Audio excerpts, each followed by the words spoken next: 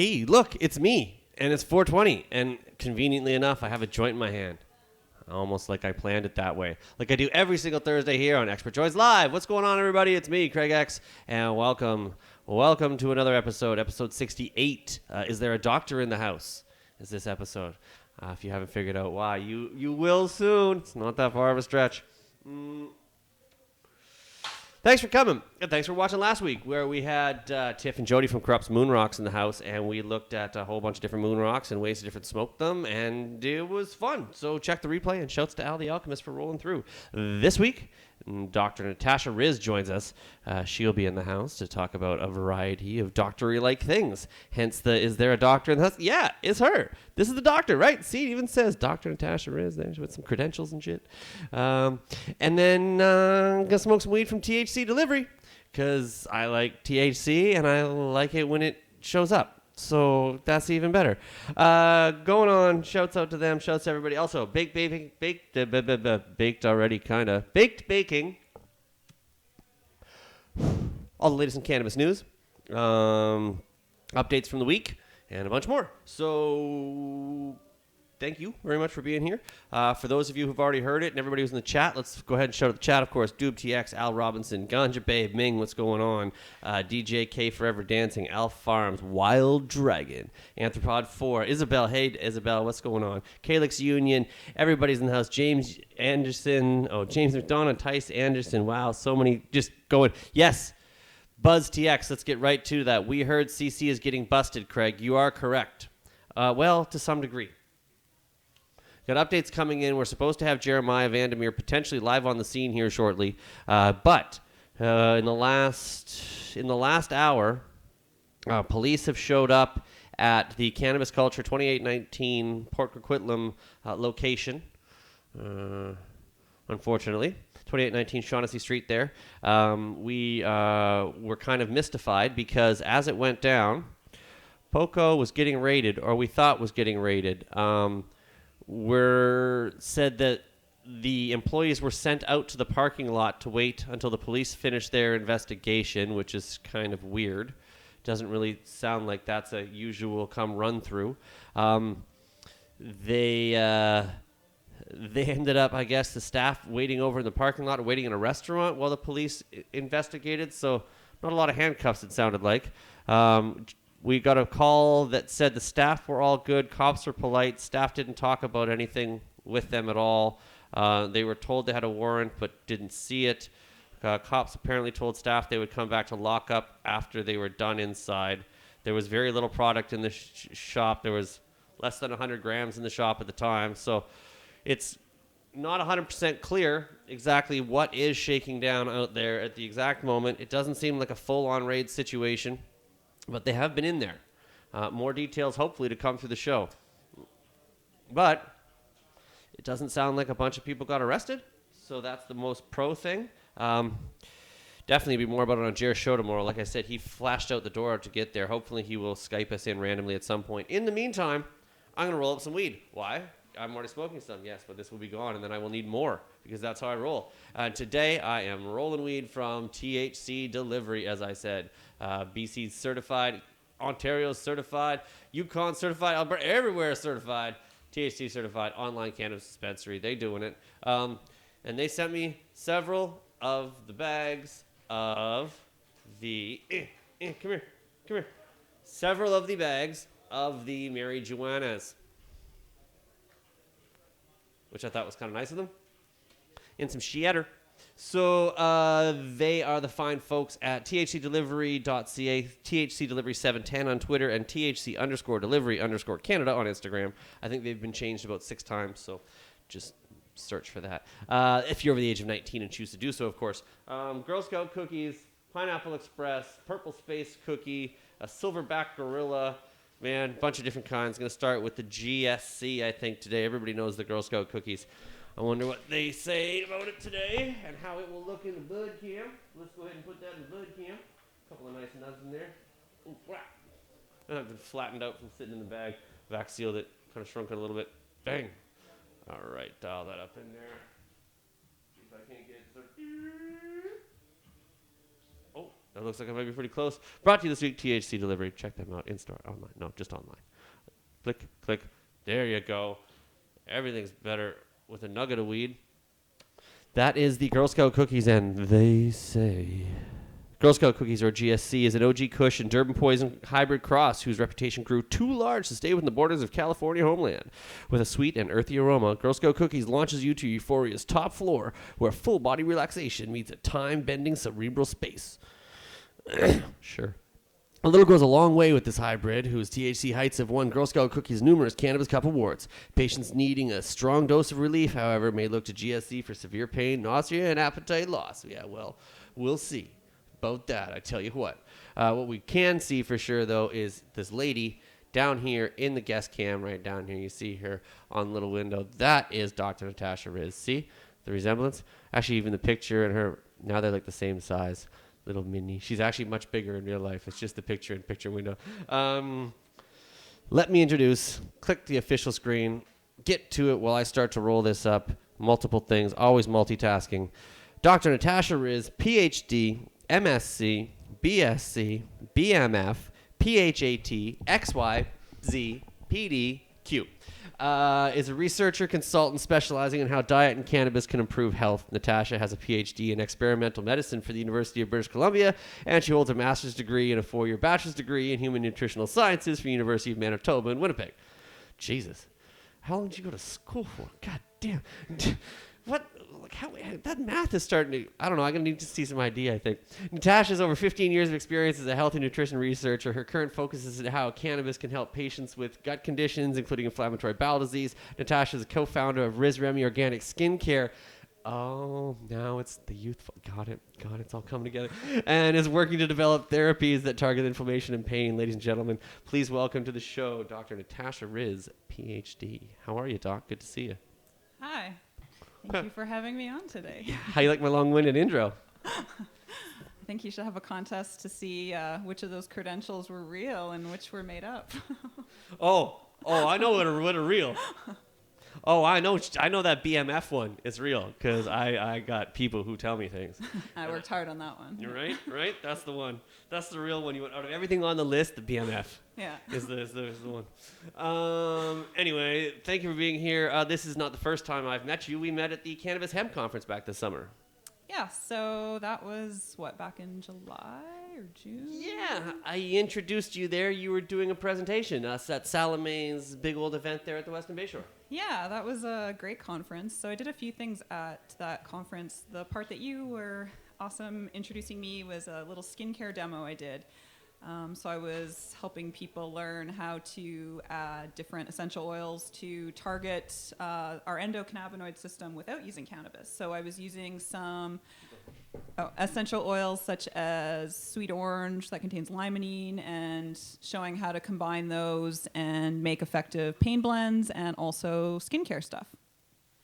And the other talk that I was also doing was on the gut. So I was on the main stage and I did a talk about, I think it was 10 ways cannabis could help patients with gut disorders. And it was focused on patients with inflammatory bowel disease. That's what I did my PhD work in. And then my master's degree work was in nutritional sciences. So blended that and now applied my knowledge to cannabis. So. And now you're blending products and putting it all together. It's a nice introduction. I like that. Sorry for everybody who saw me running back and forth. We were just getting the volume up so you could hear all that this brilliant lady has to say. So thanks for being here. Thanks to everybody who's tuning in the chat. People are excited to see you here. A lot of respect to Dr. Natasha goes out in the chat room here. Yeah, she's amazing. Hey, yay, hash church doc. That's cool. Yeah, that's not a bad thing to get branded. I could be branded a lot worse than that. No, it's so actually at the same conference where I met you, I also had the pleasure of meeting Marcus Richardson, or Bubble Man, and so that was my first session on Hash Church. I just did a little summary of what I'd been doing at the conference, and Marcus was awesome and invited me to come back on the panel, and so now I've been doing that, I guess, for the last few months, showing up on the panel, providing some research background and lots of gut questions, lots of stuff on inflammation. But yeah, I've really been enjoying it. Great way to interact with people and learn more. Like, just the stuff you learn on that show is very inspiring, and it makes you want to delve into a lot of other areas of cannabis. So my husband has his MMAR license, and so that was what originally brought me into the cannabis realm. And so he had the opportunity to grow some plants, and so I got to play around with making topicals for him. I was his caregiver. And so just by learning to work with the plant through that, and then my background in science, I could understand the literature and then start understanding how to start creating my own formulas. That's pretty cool. Nice how that worked out. I think that's fantastic. Yeah, you get a lot of credit for being a part of that group. The Hash Church folks tend to know a thing or two. Shouts to Bubble Man for putting that together. Well, and even like the stuff they learn about, like I come there with what I know, but everyone on that panel knows such different things, and it's such a learning environment of just like everyone coming there to learn. And I think that's really important, especially for health professionals when you come into this field. You can't come in with a attitude of knowing it all, because you don't, because most of the stuff hasn't been published. There's not a lot of knowledge about some of these things. So you have to listen to the people who've been doing it for years and years and years. I think that kind of goes a lot for the industry in general, if I may be biasly a little bit. I mean, I see, and I talk to a lot of folks all the time who are trying to get into the business of marijuana, and the intricacies and the idiosyncrasies of marijuana that only come from years of experience working with it, and the insider knowledge that hasn't reached the outside of the community yet, or hasn't been, verified in documents and tested in results, and I don't have a conclusive... It'll get there, but in the meantime, it's good to see that you've had the opportunity, and shouts to your husband for having his license and putting in the opportunity to be able to do that. I mean, that's cool for that he's gone through the process of that growing, and then it's nice to see that somebody decided to try and put some science to it. Well, and that's what a lot of people don't realize, and I mean, people in this industry know it, but there is a lot of research done on cannabis. There is a rich literature in academic literature, and so it's frustrating when health professionals still just don't take the time to look at the literature. And I know it can be overwhelming and confusing, and there's a strong bias towards, in previous studies, towards cannabis being shown to be dangerous. So you also have to understand the political landscape and why some of the papers may have been written in the way they are. And if you don't have that understanding, I find that some of the researchers, they make mistakes when they're interpreting the research, because like, for instance, some of the research coming out of UBC, they're still trying to push the lazy stoner stereotype, which is, they're trying to show that with rat research, with animal studies, and it's just completely ridiculous. And then meanwhile, at the same time, there's amazing research coming out of UBC from Dr. Zach Walsh's group at UBC Kelowna, and they're doing some really important work looking at how cannabis can help patients with PTSD. And so it's still like there's, from one institution, there's... 100%. Well, it's kind of like numbers on a spreadsheet. You can get them to kind of say whatever you want them to say, and they're still the same numbers. And I think there's a lot of people and a lot of different folks in one science department or one university that are going to have slightly different approaches and different sort of thought patterns around it, and they're the way they've been brought up and conditioned. And like I say a bunch of times, undoing 100 years of brainwashing now at this point is not an easy thing to do. Yeah, but it's a problem when you're entering the research with a stigma. A researcher, you're supposed to at least acknowledge that you have a stigma when you're starting the research, and then because that's the lens you're looking at the research from. And if you don't, I don't know, it's frustrating. And so it's hard even being at some of these research talks and listening to how some of the research funding is being used. It's just heartbreaking, because it's like, come on, we could be showing some research that could actually help patients and help people. And I mean, that is happening, but it's slow and it's hard to get funding and all of the other typical issues with research. But then on top of cannabis research, you have the stigma of working with it. That's definitely shifting. Right. It's definitely getting better. Well, I think that's probably one of the first things. Until the stigma goes away, no one's going to want to do it. Yeah. Right? But there's something weird happening in research right now. And that is, for the last few years, it's gotten really desperate times for researchers, especially in North America. Funding's at an all-time low. It's really hard for a lot of students, even in my cohort that graduated, it's really hard to find careers. You were promised this thing and it doesn't exist anymore. And so a lot of people are freaking out and trying to figure out new ways to do research. And I think cannabis research is going to have a whole just flourishing of helping people in a number of different ways. And I'm really looking forward to seeing how that's going to shift research once things shift in Canada. And like, even so, I do consulting work with some American companies who do cannabis research, and they are looking towards Canada because perhaps some of their research they can do in Canada, whereas they can't do it in the USA. So even opportunities for researchers in Canada for conducting these kinds of clinical trials, and there's going to be so much opportunity, and it's going to be really exciting. Yeah, I mean, that's sort of I was going to sort of talk to next, is the fact that you do a lot of research and education for obviously organizations, corporations, not as much direct patient care at the moment. And I mean, you're kind of at the cutting edge of some of this stuff really at this point. My role right now has been more of a consulting role. So what I've been helping some of these companies do is understand the literature, even understand like almost a bridge between what the literature says, what's actually happening with the patients, and then what the corporation's needs are. And these are all different frames of reference. And so, but there's a meeting point where these things can all work together. And I'm very, like, it's hard as a researcher because I believe in open access. I have an issue of telling everybody all my secrets because I want to share. I want to help people. I want people to learn. And that's objective. And well, it's fair education, right? Yeah. But then that's different when you're in academia.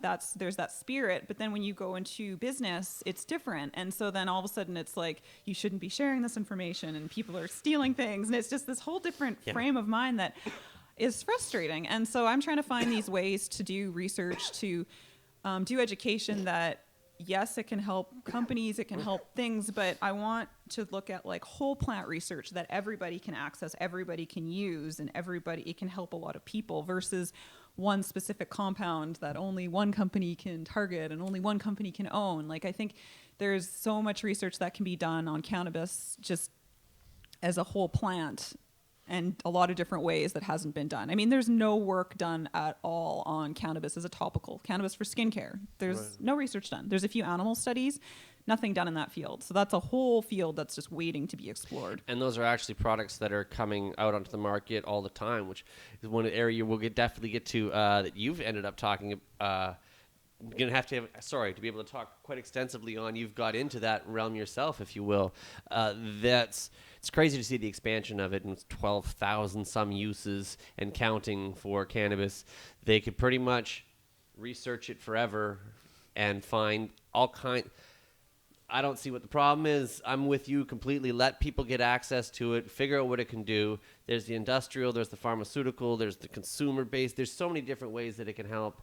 And with folks like yourself, taking the time to sort of get through some of the stigmas and educate people as to, no, let's dispel all this bullshit. Here's the real facts, and here's what's actually going on, and take it or leave it. Marc did it. Dana did it. Here's how you sell seeds. Here's how you sell weed. Here's go, grow. And now there's lots of other people doing it. Maybe it wasn't the best way monetarily, but they've done fine. I mean, same sort of thing. They're walking that line. I think there's what you give back to the community, and the community will appreciate it and give back to you if you treat it fairly. If you try and go at it all sideways, much like many of the LPs are doing, towards some of the dispensaries, it's not being received as well by some folks, right? So it's still a community-driven organism is cannabis, and the culture of it is strong. So. And there's room for everybody.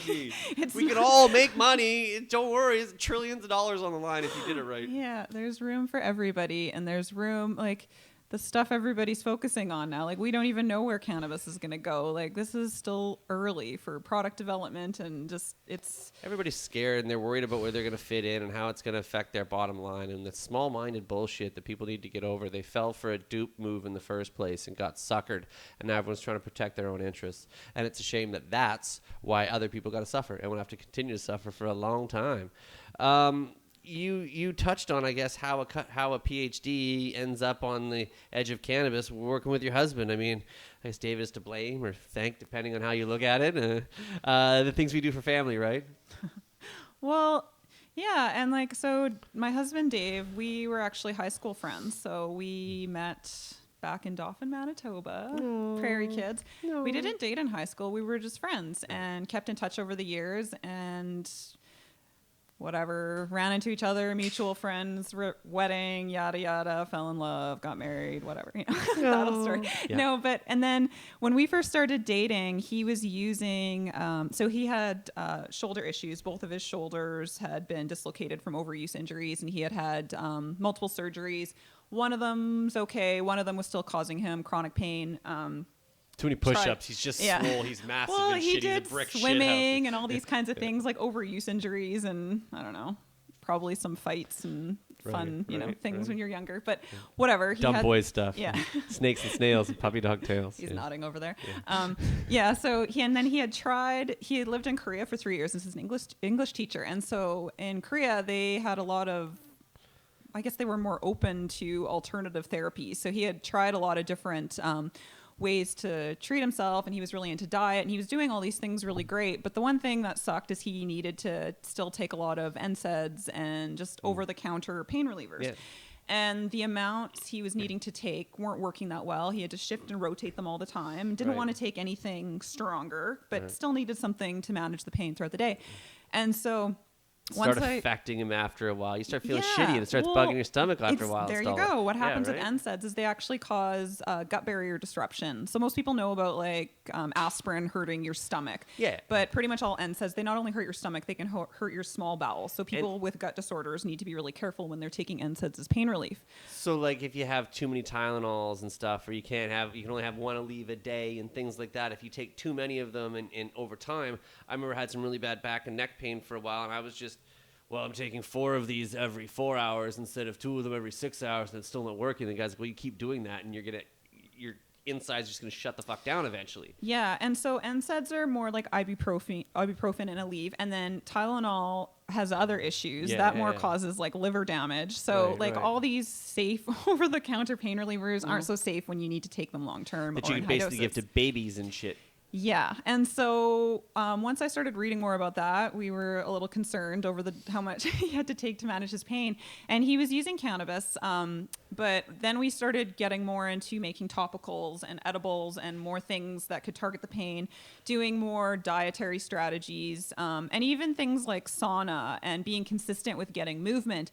And like his shoulder used to go out of place at least once a month. And when his shoulder would go out of place, it would be like he'd be out for like a week because it's a huge inflammatory storm where you get like dizzy, nauseous, your brain is like it's a serious issue. And so now with the strategies and using cannabis in a different way, and along with all these other lifestyle modifications, like his shoulder goes out maybe like twice a year. Like it's completely shifted his life. Like and I would hazard a guess that maybe recovery time when it does is not only shorter, and it's a little bit less impactful perhaps. Big time. That's actually the biggest thing when it does go out of place, and it'll go out of place for like something stupid like reaching for a pot or like just did a weird angle. That's how it went out the last time. And then it's like he gives me this look of like and then he's got to crack it again. Yeah, and then he's got to crack it back in, and so it's like. And before, it's like that whole, okay, we got to calm you down so we can get your shoulder back into place. So what we found works really effectively when he gets into that state is actually putting on really strong cannabis topicals. And so as soon as it goes into place, we just load it up with, and these aren't typical stuff you'd buy in a store. Like I think if you were buying these in a store, it would be ridiculously expensive because we're using premium concentrates in high doses. Right. But they work very effectively. And what's interesting is once you start making these topicals, the THC, it needs to be at a certain level, but what we've started working with and realizing is similar to what everybody's noticing with the terpenes when you're inhaling and people are using the cannabis terpenes to enhance their inhaled cannabis and such.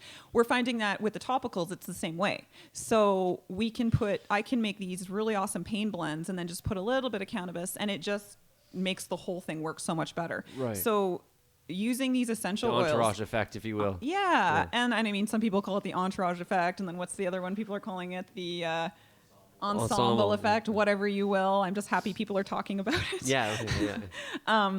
But yeah, it's and even the way classification of cannabis is moving. It's going to be all by the terpenes, right? Yeah. It's not going to be THC or CBD dominant. Nobody's really going to care about that. They're still going to care, but it's going to be more, what are the flavor compounds and how is that shifting the effect of the cannabis? Well, between that and the dialing down of the effectivenesses for various usage, you'll be able to go in and as they can, break it all down into its more individual sources, you'll be able to go in, well, I want it for this, I need it for this, I want it for this. And whether you're consuming it, whether you're ingesting it for pain, whatever you're needing to serve yourself with, it'll probably be delivered in several different forms. Yeah, and again, everybody is so different, and everybody, people need to take control of their own body and figure out what works for them. And a doctor is a guide. They help you access your medicine, but they don't know your body as well as you know your body. Right. And so I always encourage people, keep a diary, even if you're having issues with health and you go to a doctor and you're just nobody can help me. It's you can help yourself.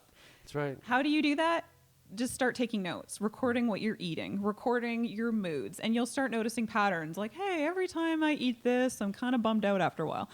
I started doing that, and I notice I love eating wheat products like most people do. Bread is delicious, but I have to be careful how often I eat bread. When I eat it, I get great energy, and then I get a crash, and then I feel really mopey. And then I get really I'm just craving food, and I almost get hanger where I'm just shaky, and then I go on this bread spiral, I call it. Where it's give me my bread. Damn you, Wonder Bread. Yeah. Making me wonder what the fuck is in this shit. Tell you what. But the way it affects me, and then my inflammation acts up. So I don't have any diagnosed conditions, but inflammatory conditions are prevalent in my family. So there's diabetes, multiple sclerosis, all these intense autoimmune disorders. And so I feel this creeping up of inflammation every once in a while. And because I know so much about it, I know what the signs are. And as soon as I start feeling like that, I completely shift my diet and it goes away in 3 days. So it's and that's just one example. I can go through so many different foods, but then I could go off bread for a month, and then all of a sudden I eat bread again and I'm fine, and then I can eat it again. And then Weird. It's my body loses tolerance to it or something. But what's interesting is what can happen in people's bodies is for something like that is if you are sensitive to something, if you're eating it and you're in prime health, you'll be fine. Right. But if you eat it and you're a little bit sick, your body's gonna react to it stronger. So people are confused because they're nutrition advice is so confusing. And it's when they do these studies, when they do these things, it's always dependent on a situation or a disease state or something, and if you make a big shift all of a sudden at once, your body's going to take some time to react to it, and you're going to find some different things along the way. I'm sure we all would go through that if we took the time to notice and really pay attention to I never even thought about it. But now I tell you, when I have some toast later on in the middle of the night, I'm come on, a little snack, put some little jam on it. No, I can't do it. Damn you, sandwiches. They'll never be the same again. But I'm sure your husband is very happy, and I guess obviously you probably wouldn't be on this path if it wasn't for him, so it's probably worked out pretty well for you. But, I get it. My mom has, symptoms that present very similarly to Crohn's, but not fully blown. Also a condition called Behçet's disease.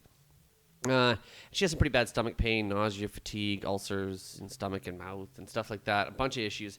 So actually when I first heard of you at the conference, I thought of her and helping and seeing that you're versed in nutrition and skincare and the gut health and all the recipe things. And you're even current research, you're looking at formulations for diets for patients with inflammatory bowel disease, right? Yeah, so the disease you're talking about, Behçet's, that's how you pronounce it. So that's inflammation of the blood vessels. And so patients with inflammatory bowel disease, like you said, can have similar symptoms because when you have an inflammatory condition, it's not just site specific. It spills over into systemic circulation, so it can affect the whole body. And so, Behçet's disease is a tricky one because a lot of people, it affects their eyes, it affects their mouth, and so it's very in your face, literally where the inflammation and where it hurts. And even the oral ulcers, it can be hundreds of ulcers in your mouth. And I mean, if you have a little cold sore in your mouth, you know how painful that can be. So what, I guess I'll give a little bit more of an explanation what inflammatory bowel disease is. So this is a chronic inflammatory condition of the gastrointestinal tract. So it includes Crohn's disease, ulcerative colitis, and then there's like indeterminate colitis where you don't really fit into a classification. And this is a spectrum of diseases. Like everybody who has this condition has a very unique experience. And so what the difference is between Crohn's disease and ulcerative colitis is Crohn's disease can happen basically anywhere along the gastrointestinal tract. A majority of patients get it in the small intestine, whereas ulcerative colitis is just in the colon.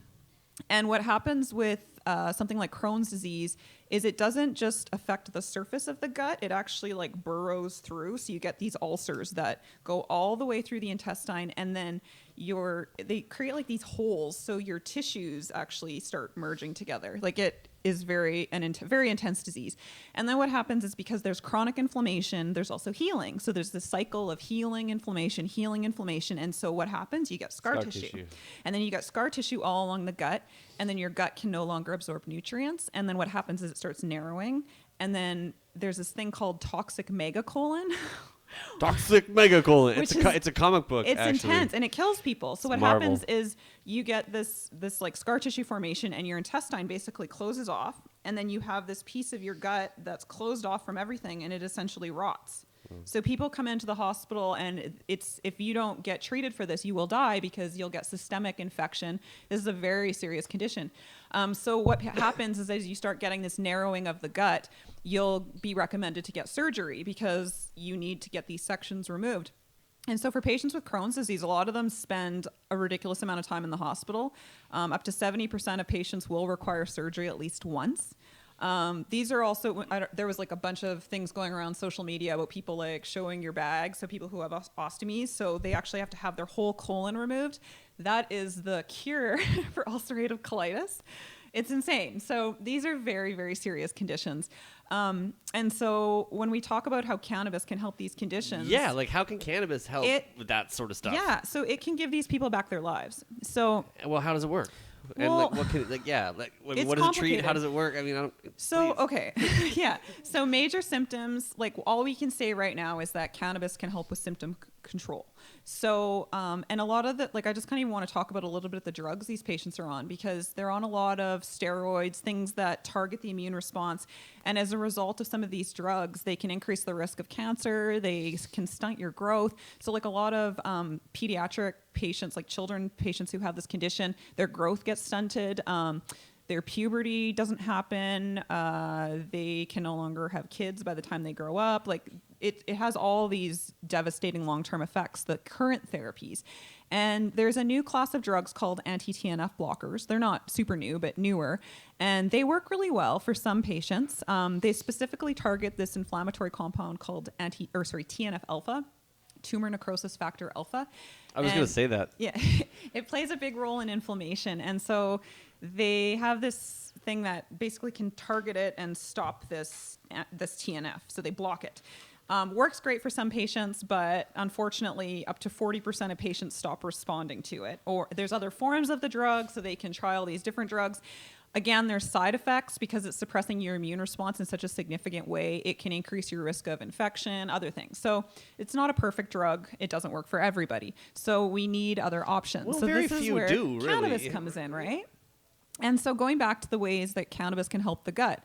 So there's a few. So let's go back to symptom control. So, I mean, we know cannabis can help with appetite and body weight. So this seems like a small thing, but for patients with inflammatory bowel disease, a major problem is weight loss, especially in kids. And so even when you talk to the doctors, like one of my advisors for my PhD, so he's the head of pediatric gastroenterology at Children's Hospital. And like even so he knows his shit. To Yeah, some he knows degree, his shit. anyway. But it's interesting because a lot of Expert, the if you will. but a lot of the gastroenterologists, they don't they don't believe in nutrition. They believe in cheeseburgers. Listen, I like Wendy's. Okay, you can't go wrong with a Frosty. Pretty much, it's kind of like don't worry about it. Doesn't matter. And so when I started my PhD in 2008, and I first joined this gut group, and so I didn't know anything about bacteria. I didn't know anything about the gut. Did you get a jacket? I wanted to. Right. Team Bacteria. Right. I can already see the logo on the back, the crest and shit. Little patches. There's these little dolls you can get of bacteria, and they're adorable. They're like little E. coli. Everybody collects them. They're these fuzzies, and they've got they look like little aliens. So we got to get you a bobblehead. Please continue. Yeah. So anyway, how cannabis can help? Let's go back to that. So appetite and body weight is one major thing, and so cannabis can help you want to eat again, because when you have stomach aches and you associate food with pain all the time, these patients basically stop eating, and they have severe malnutrition, nutrient deficiencies. So just trying to get them to even eat smoothies and things. Just cannabis improving your appetite is a huge thing. Sure. And then pain control. I mean, that's a huge thing. So, of course, if you have overactive inflammation, you have pain. And these people have, as they describe, it feels like someone's stabbing you in the stomach with a knife. And this isn't that's what even... she says happens to her to some degree at times. Yeah. She goes a few days where she just feels awful. And it's intense. Like these patients, when they have a flare-up, and these flares can come anytime. A lot of the times they're aggravated by stressful situations. And you can just be bedridden, and like some patients are like, oh, my medicine is there, I can't even get to that part of the house because I'm in too much pain. So like this is a severe inflammatory like thing. And so what cannabis can do is also help these patients get into some sort of remission with inflammation. So this is a little less shown in the literature. There's animal research backing this up. There's cell culture research backing this up, but there aren't necessarily clinical trials backing this up at this point. So a lot of doctors are hesitant to talk about how cannabis can help with inflammation. But since I studied this and I understand the mechanisms and how they do the research, I mean, it looks good. I think once they do the clinical trials, they will see that it is indeed an anti-inflammatory compound. I mean, that's what everybody just finds themselves. Like when people put it topically, they find it helps with redness, it helps with irritation, it helps with even people who have arthritis, and you get these big bursts of inflammation where you like can't move your hands. When they put cannabis on topically, it's like, oh, I can move my hands again. So to me, that's pretty clear evidence that it's helping with inflammation. There's also some, what are they called? Like studies where they kind of look at a bunch of people's blood and they show trends. And so they have looked at large populations and shown that cannabis smokers tend to have less or lower levels of a compound called C-reactive protein, which is a common inflammatory marker. So there's some work being done. So I believe that cannabis is helping with inflammation, but again, I have to be a little careful when I'm telling that to patients just because the clinical evidence isn't super strong at this point. Right. But where it is very strong is, I mean, if you're trying to look specifically at studies for patients with Crohn's and colitis, you'll find a few studies. There's some studies out of Israel from Dr. Timna Naftali's group. So they did a prospective placebo-controlled trial. So they had two groups. One group was given smoked cannabis. One group was given a placebo, which means that it's like a fake pill. So how they did this is they took cannabis and they processed it to remove all the THC. And so the placebo group was smoking a cannabis with the THC removed. The active control group was smoking the cannabis with the THC. I think they followed them for 3 weeks, 21 patients. And what's cool about this study is these patients were all non-responsive to traditional therapy. So they had tried and failed multiple drugs. So then we'll try cannabis. Right. And so when all else fails, let's go to the devil's lettuce. We got nothing else to lose. All right. Yeah. So, and they did smoked cannabis, which was okay for this study. It helped the patients. Some of the patients, they had improvement in body weight. They said that their symptoms were better. Their social functioning had improved. The Simpsons were funnier. Yeah. They could go back to work, which I think is really interesting. That's actually probably the worst side effect of the whole thing. But it's so funny too, right? Because everyone's always like, oh, cannabis is going to turn you all into non-workers. And what are the children? Like, it's just craziness, right? And so this study actually shows, patients who consume cannabis were actually able to go to work. Do you know why? Because they had less diarrhea. And I can make sense. I was going to say, because they could spend less time in the bathroom. Yeah, and they could leave spend less their time house. Bent over and being and like, well, a big thing with this disease also is, major symptom is chronic diarrhea, and you're like bloody diarrhea, like scary stuff. Yikes. And not what you want to see first thing in the morning. And there's actually like petitions and movements to try to get people who have these diseases to have a card that means that wherever you go and you show this card, people have to let you use their bathroom, like for businesses, because it's that big of an issue where people are they don't want to leave their house because they might have an accident. Yeah. And so this is a big concern. Like I have a friend, she has ulcerative colitis, and she was just telling me, like, even once you get better, that fear of losing control is so strong that you just do not want to risk it. Yep. Like, why? Yep. Why would you risk that? Yep. Like, you just wouldn't. And so one of the really cool things that cannabis can help with is that stress relief, that anxiety relief, that like reconnecting with your body and like trusting your body again. And so that's, I think, a really cool thing that cannabis can help patients with if used in the right way. And then again, let's go back to delivery systems. So in the studies that have been done, it's always smoked cannabis. I don't think smoked cannabis is appropriate for patients with Crohn's and colitis. There's also some concerns, definitely with cigarette smoke, for an increase in fibrosis. So when you're smoking things, I don't necessarily know that cannabis is going to cause fibrosis per se, but the burnt other things, and there's just a risk of it aggravating it. So it's better to consume the cannabis orally as a pill, or intrarectally, or topically, like, or a combination of those things, or using it vaporized, or just not straight up blazing. I mean, yeah, whatever, if you're having fun, but medically, like, be careful. So let's say your 65-year-old mom who isn't really comfortable with consuming the cannabises in the first place. Are you talking about my mom? No, I'm talking about my mom. Wait. Everybody's mom. Yeah. Who isn't super comfortable with consuming and doesn't really want to get high. But if you could give me something that would make me feel better and I didn't get all stoned from it, I would probably be pretty comfortable with that. Yeah. Is there a way to kind of do that? What's the best way to go about that end result? Because I think that's the ideal for probably the majority of people, because not everybody wants to get all ripped off their face. So. Yeah, and so CBD definitely has anti-inflammatory properties. But what's interesting is some patients find that if they take edibles with CBD, it doesn't necessarily target their inflammation as well. They need a little bit of THC to get it working. So we recently did a Hash Church episode with Colton Turner and his mom, Wendy Turner. So he's a pediatric, like a child's cannabis user who has Crohn's disease, and he lives in Colorado, and he's amazing. And he had a very severe form of Crohn's disease. And when he was 11, I think, he was basically in a wheelchair, had failed all these drugs, had severe arthritis, and then, it wasn't the best introduction to cannabis, but they were desperate. So they had access to some cookies that were infused with cannabis. They tried some and it was working for him. And so they were like, oh, this is interesting. And so I can't remember where they lived prior, but they moved to Colorado. And now that's where they're located out of. And he's been using cannabis to help his symptoms for the last 2 years, I believe. And he's a very vocal advocate.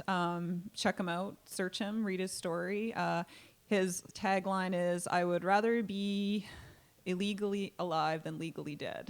Oh. Yeah, and so he's very well spoken. He's gonna be the symbol of pediatric cannabis use for Crohn's and colitis. Like, that's what he's starting to be called upon to do more speaking arrangements. And come speak here, bro. Anytime. We got a Thursday spot for you. Give me a shout. They would probably Skype in. They're really great.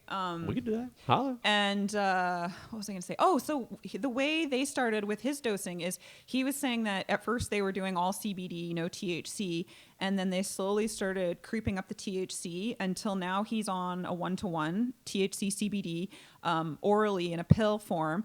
But he says the dosing he's on and the way they've built it up, he doesn't get any psychoactivity. He just says manages his disease. And he can, he's hiking, he's walking, he shows these pictures of his intestine, like of the scope before his cannabis and after cannabis. And I hope not on the first date. Yeah.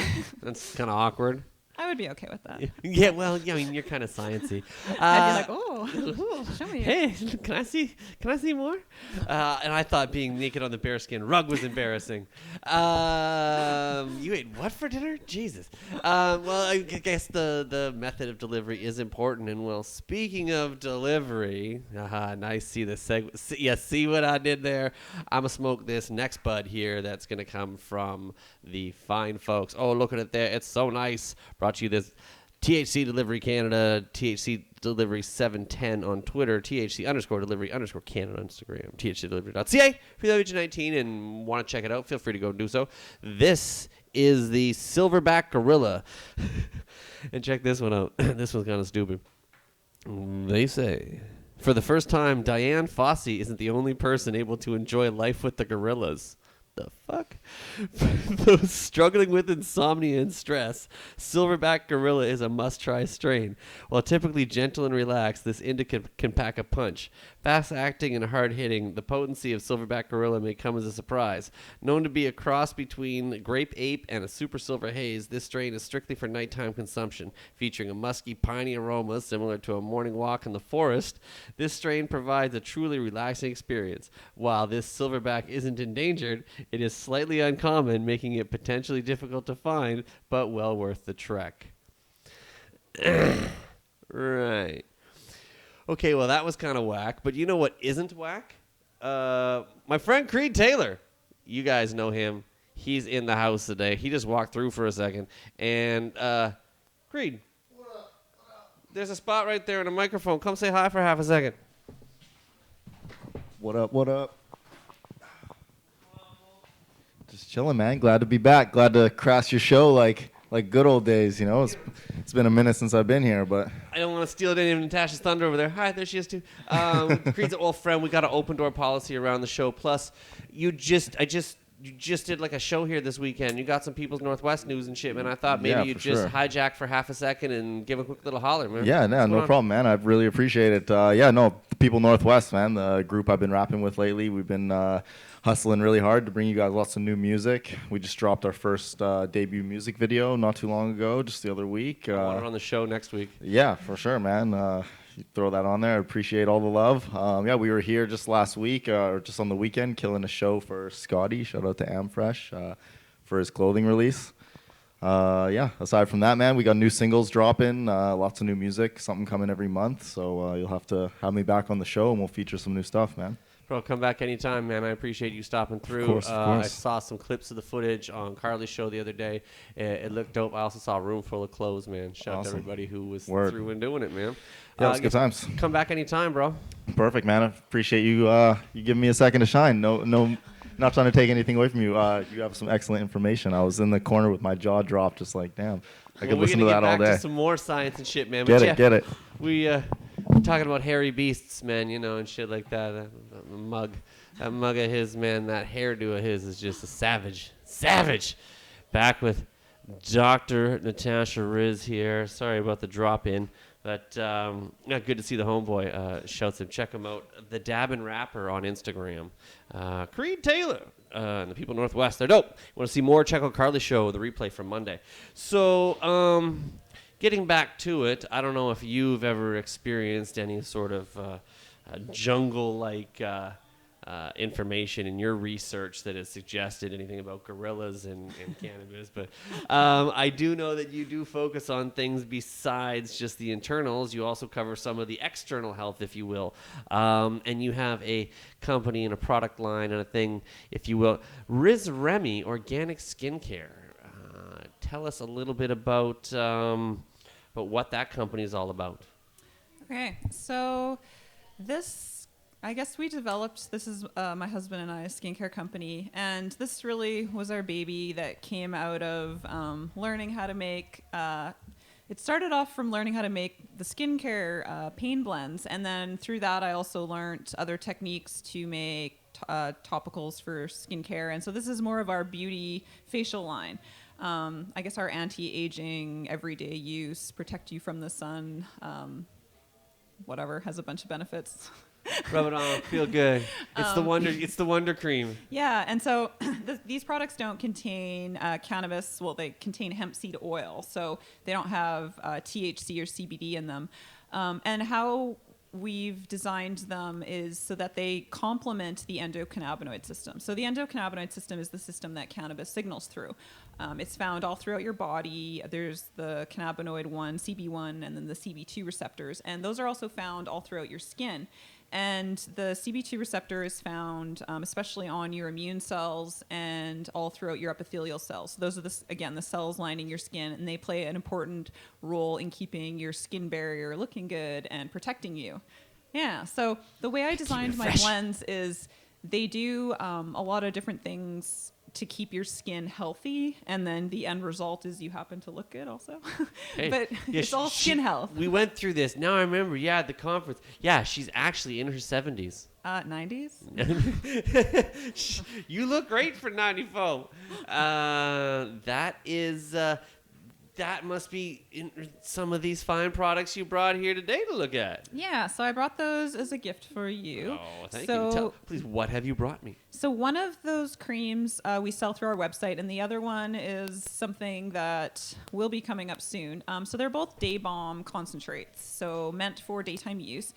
And basically, I designed them for myself initially because I have very sensitive skin. It's combination. I'll get acne in my T-zone, but then dry skin everywhere else. And then my skin just randomly freaks out. I'll get like a big welt on my cheek, at a fun, opportune time, and it just won't go away. My husband likes to look at me and say, "You have a welt on your face." And I'm like, "Great, I can't do anything about it, but okay."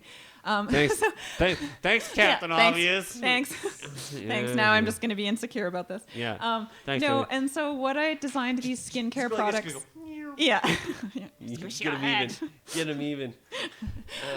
So what I designed these products to do is to really calm irritation, redness, inflammation. And with my background in inflammation and understanding what was happening in the gut, I took all that knowledge and applied it to the skin, because the skin is kind of like the gut turned inside out. So the things that I focus less slimy. on, yeah. Yeah. Well, that depends if you're sweating or not, I guess. And maybe who you are as a person. But that's a different. But it's like the same concepts, right? So there's the barrier integrity, and then there's the inflammatory response. So if there's too much inflammation, you're going to get disease. So you want to keep that under control. But if you don't have enough inflammation, then you won't be able to fight off an infection. It's like how much bacteria is good for you. There you go. Right. That's the other thing, is the bacteria. That's a huge one. So most people talk about your gut flora and healthy bacteria, and they know about probiotic pills you can take. I was talking about that just the other day. Yeah, but most people don't realize the same thing's happening on your skin. Like, you've got a whole flora protecting you. And you might notice, like, sometimes if you use too much soap, your skin gets, like, really itchy and irritated. Yeah, that's because you've disrupted your skin barrier. You've made the bacteria angry, and they're fighting. They're angry. So when my skin feels like it's crawling, it could actually be crawling. Yeah. The fuck? But what I've found is through my searching through the literature and seeing what other people are doing is if you can kind of target these 4 kind of things. So the bacteria, the skin barrier, the inflammation, and then there's oxidative stress. So most people know about antioxidants and how there's just wear and tear, and from sunlight, there's always this kind of damage going on. And another thing that sunlight does is it also causes like age spots and your skin to discolor. And as people get older, they start getting kind of like random discoloration. So what are you trying to say, Doc? I'm saying I get them too. I thought I just got diagnosed from across the room. No, you can just use my skincare products. Keep that young face. Keep it going. But yeah, so then I can target these things and through using natural products. So you can look at, okay, what causes inflammation? There's these few pathways. And then I can go into the literature and find, oh, interesting, I can target these cells.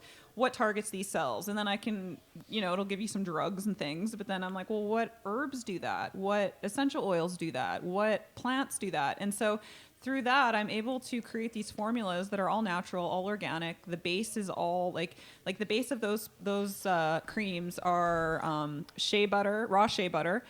And then I blend it with a coconut oil that's infused with calendula, whole vanilla bean, and chamomile. So the aroma is all natural. And then the darker one has actual chocolate in it. So I use cocoa powder.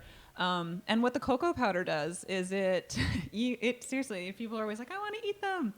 The honey one, I have that sample somewhere else I'll give to you. That one, it actually kind of makes you want to eat because it does have honey in it and it does taste good. Like you put it on your face and people are always like, I'm eating it. And it's minty. So it's, but that one, don't eat them. They're not for you. Okay, no. Don't eat them. You could eat them, but don't eat them. You have enough. But yeah, so then what I do is I create a base formula of really good skincare ingredients. And then, of course, the hemp seed oil. And then I put non-nano zinc oxide. So that's produced in Canada. So what zinc oxide does is it blocks sun. So there's a lot of concern with chemicals used for sun safety, because a lot of the things that keep you safe from the sun, when they're in the sun, they actually can change into forms that can get absorbed into your body and aren't very good for you. So it's best to use physical forms of sunblocks. That's like zinc oxide, titanium dioxide. And a blanket. And a blanket. And just hide. Don't ever go outside. Never leave the house. I started using like a nice little sun umbrella. Right? I was like, I don't know why that's not more fashionable here with like the umbrella culture here. Just like trying to make it happen. Just keep pushing it. You never know. It could go. It could go. Just get it in the right hands of the right hipsters and it'll make it happen. Fucking guys. But yeah, so then what I do is I create that really nice blend, and then I put some like pumped up actives in there. So I put things like astaxanthin. So that's a really strong I had that for antioxidant. lunch. Yeah, did you really? It was good. You could have. It's a pill. It's a type of algae that what they do is it's green, and then when the sun hits it, it turns red, because the algae creates like a protective response against the sun. And so then you can concentrate that. It's this like beautiful bright red formula. That our facial elixir is red because of the astaxanthin, but it's a great antioxidant, really protects your skin. And then things like fat soluble vitamin C. And so there's all these like active compounds you can put to like, it's like a nutrient supplement for your skin, really. And so you've got a host of products then as well too, don't you? Besides these creams, you mentioned there's a honey and an elixir as well. Yeah, so 3 products currently. The line will eventually have 10 products. And then we also are making perfumes and like stress pain blends. And so how we formulate those is there's no cannabis in them. I was just going to ask you just now. Not at the not That was the my point. next question. But again, we blend things to target the endocannabinoid system. So they work through similar pathways as cannabis. I mean, it works. People can add their cannabis to these formulas. It actually pumps them up. They work better. I just can't sell them at this point in time. There you go. Yeah. No, I get that.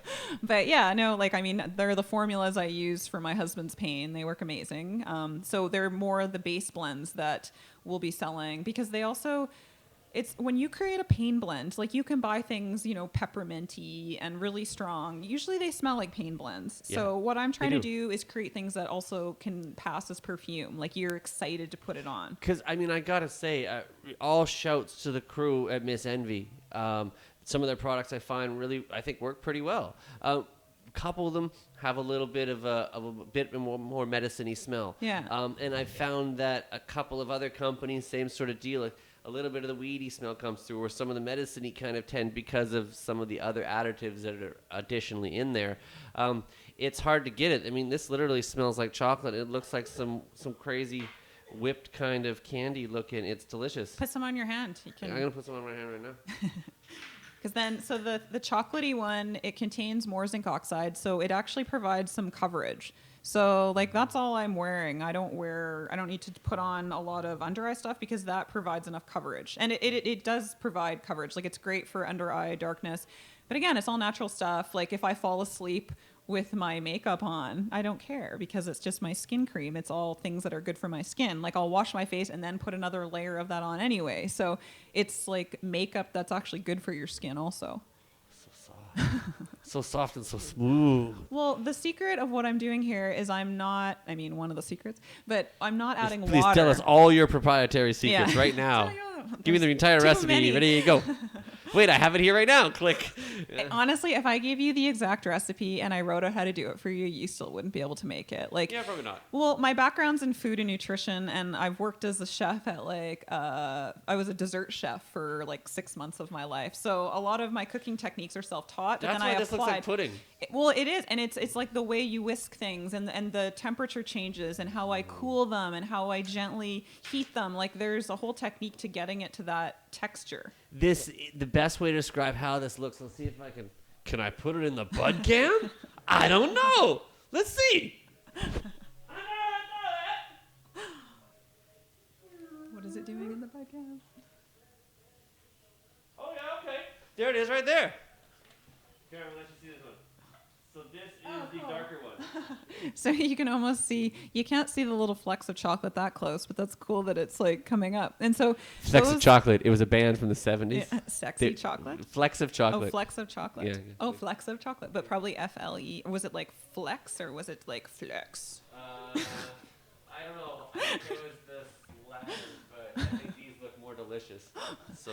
But yeah, and so why I add the chocolate is when there's zinc oxide, a big issue with using real zinc oxide is it makes your your skin look pasty. And so a lot of people they want different formulations or how do you make it look good?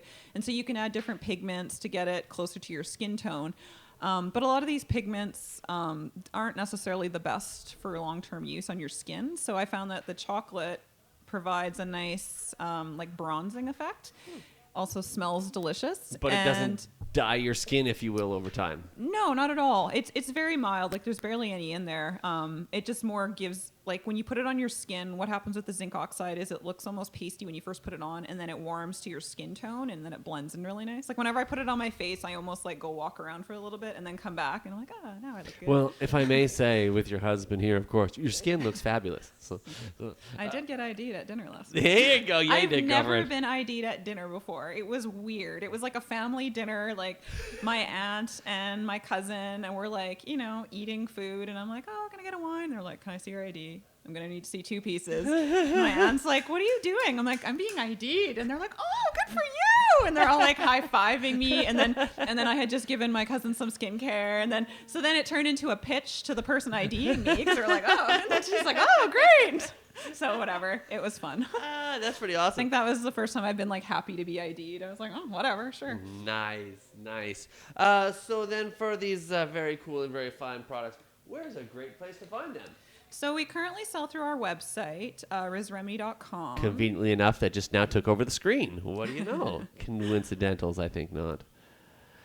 And yeah, we're also working on perfumes that we're going to be using some cannabis terpenes in them in the future. So what did you say? A little closer to the mic. Oh, closer to the mic. Sorry. Yeah, we're also developing some perfumes that we'll be adding cannabis terpenoids to. And so what's really cool about the cannabis terpenes, so for instance, Blue River, like Bubble Man's brand that he works with, they've got some, like when you're creating natural perfumes, a big problem is getting the aroma to stay.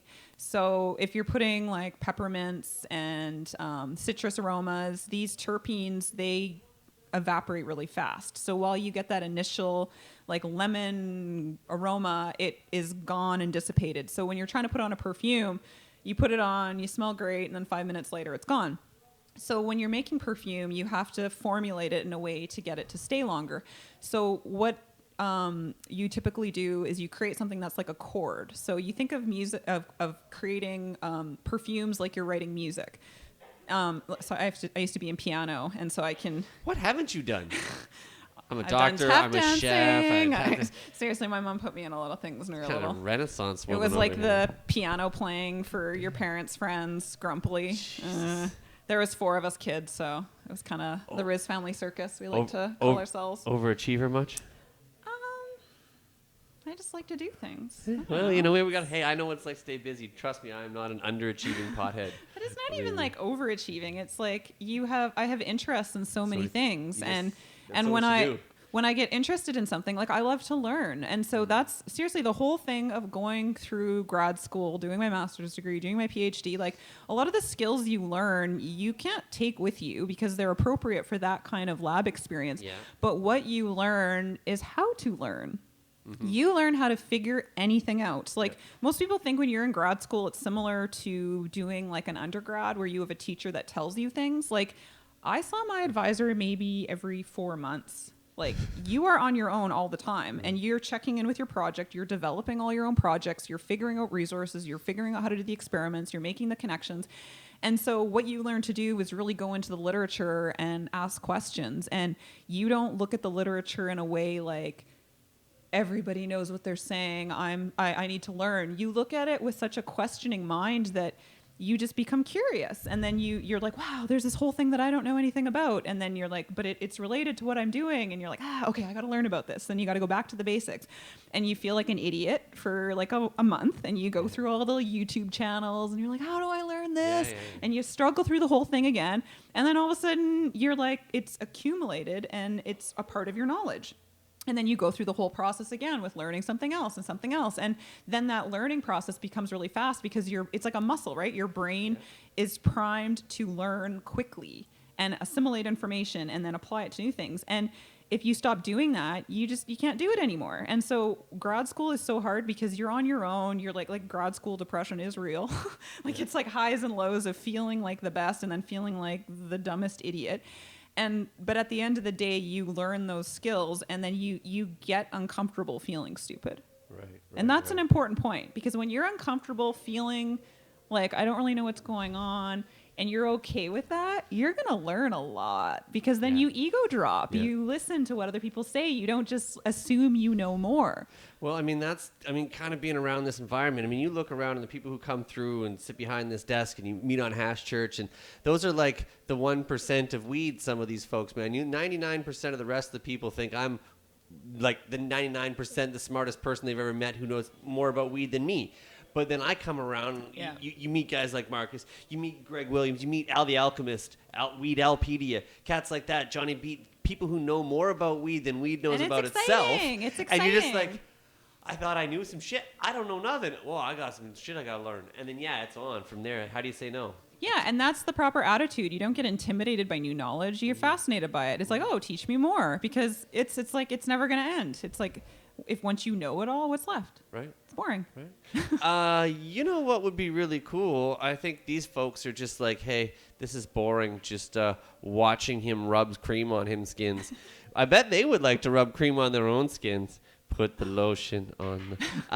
He puts the lotion on. So RizRemmy.com is the website. We saw a picture of it. You saw me scroll by. I didn't actually go into any of them, but you did touch on, you have a honey product that's supposed to be really good and surprisingly delicious, but not suggested for consumption. So I happen to think that that's a great time to jump into a well-positioned giveaway. What do you know? Happen to have some shit for the folks at home. Hey, hey, hey, hey. My joint went out. Oh, we got a problem. I got good things in one hand, bad things in the next one. I got the Calming Honey Mask, before mentioned, the nutrient-rich elixir, and the Day Bomb concentrate. So this Calming Honey Mask, you Googlers out there, let's see how fast you can do it.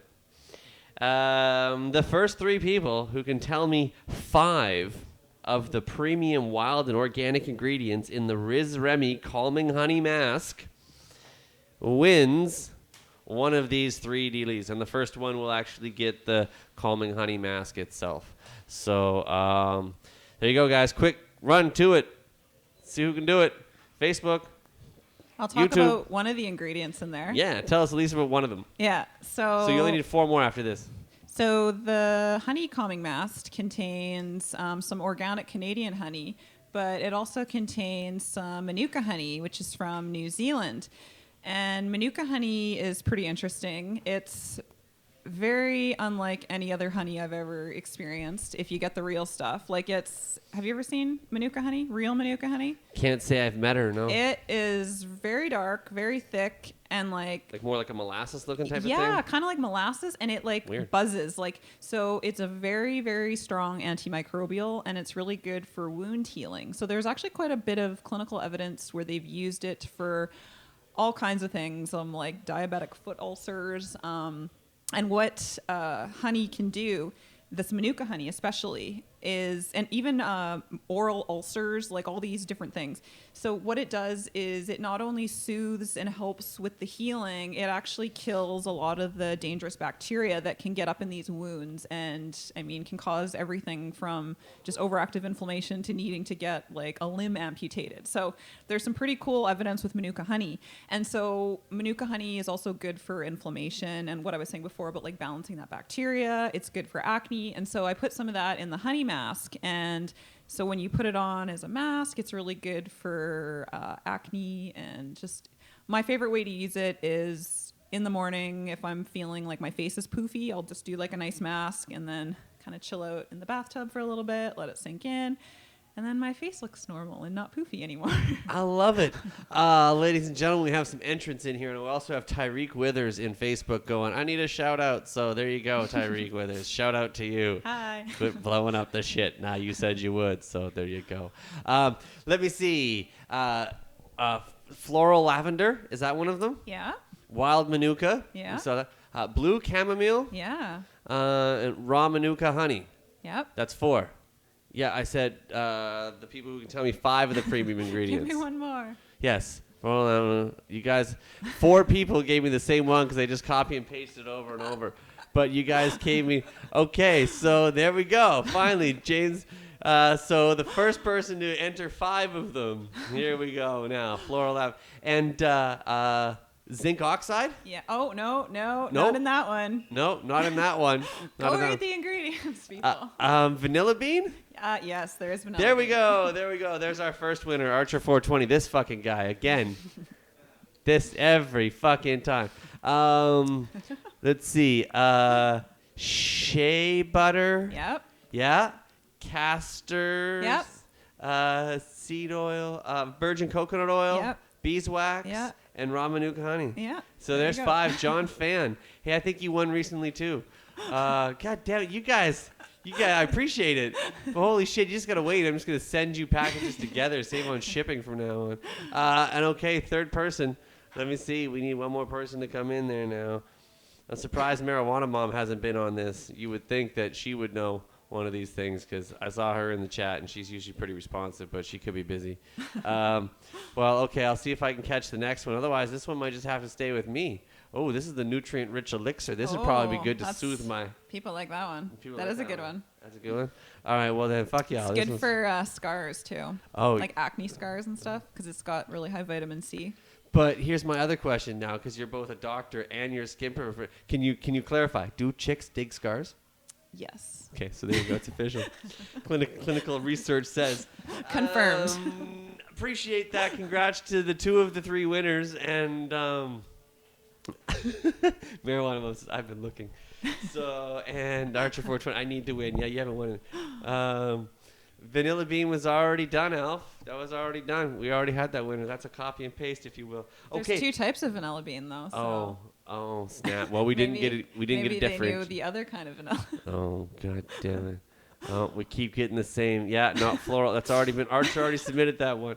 Okay. You know what? While they sort this out amongst themselves, I may have to check this back in the replay. We'll see if you suckers win or not. I got to move on with the show. I ain't got an hour to do this. God damn. Okay. Congrats to the winners. They'll get up. They'll get you them soon. I'll get them. They'll get there. Appreciate you sharing, but I noticed you haven't been sharing any joints along the way, which is cool. Medical professionals on air smoking cannabis is, I don't know how much you consume on your regular or not. Plus, pretty science heavy and shit like that. So I would rather, but I still, because you are a guest on the show, I still got to ask the favorite 4 questions because, well, this is Expert Joints Live and it's a show. So, we sort of touched on it a little bit, I guess, earlier with your hubby there. How did you get into weed?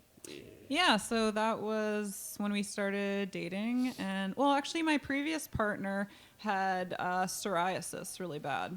So that's a skin condition, an inflammatory skin condition. And he suffered from big patches. Like, he had a huge side patch. Sorry, in the mic.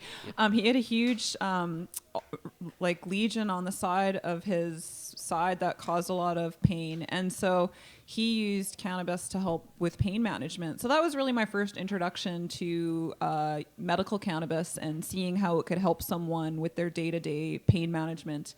And then with my husband, Dave, that's when we... he had the opportunity to grow cannabis, his medical cannabis. And so as his caregiver, I was lucky to make products for him. So learned a lot about the plant. That's cool. That's a decent way to get into it. Sort of makes sense. So the next question would be, what's your preferred method of smoking? Well, we kind of sometimes say preferred method of consumption. So, like, how do you find that using cannabis you prefer, if you will?